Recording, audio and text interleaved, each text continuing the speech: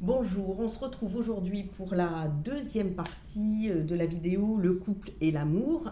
Donc je vous avais expliqué que chacun des deux personnes dans le couple a un réservoir d'amour et que le couple est heureux quand les deux ont le réservoir rempli d'amour. Sauf que il ne se remplit pas d'amour de la même façon. Donc il y a les fameux langages de l'amour. Donc l'autre jour je vous ai dit 5, en fait j'en trouve 6 en cherchant.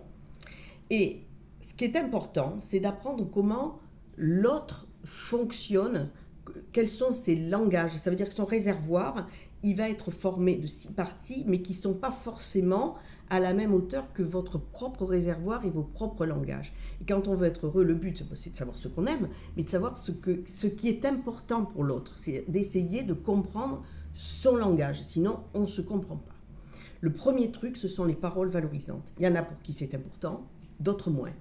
Mais d'autres beaucoup, c'est-à-dire de dire tu as fait quelque chose de bien, tu es beau, tout ce qui est paroles valorisantes, ça fait du bien tant au niveau du travail que du personnel.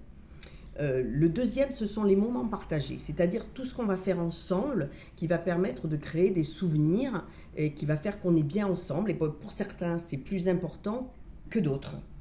La troisième chose, ce sont les cadeaux, les attentions. Ça ne veut pas dire des gros cadeaux. Ça peut vouloir dire passer devant une crèmerie et se dire tiens, elle aime le Saint-Nectaire, tiens, je vais lui prendre un petit bout de Saint-Nectaire pour lui faire plaisir.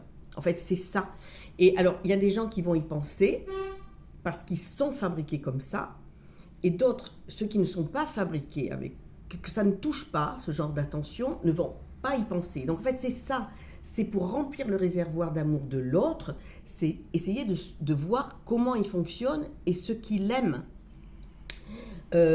Ensuite, on a le don de soi. Ça veut dire le don de soi, c'est être pour l'autre, là où il faut, quand il faut être présent. Dans les moments difficiles, voilà, dire je suis là, montrer qu'on est là, s'intéresser, tu as un souci, tu as un problème, on en parle, ça s'appelle le don de soi.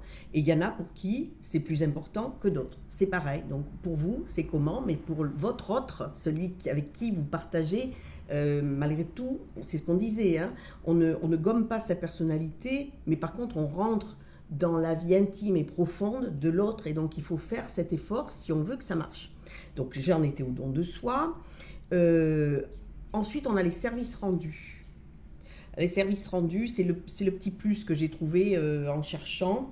C'est-à-dire que par exemple, alors il y en a qui vont dire oui, c'est un petit peu comme les paroles valorisantes, pas tout à fait. Ça veut dire que quelqu'un fait un effort, vous répare quelque chose, et bien en fait c'est pas un dû, mais on peut le remercier, montrer qu'on est très touché par ce que la personne a fait et l'inciter à refaire quelque chose. Si on est en permanence en train de râler en disant et ça c'est pas fait, ça c'est pas fait, ça c'est pas fait, ça c'est pas fait, ben ça n'aide pas. Et là, pour une personne, ça peut être vraiment un moins.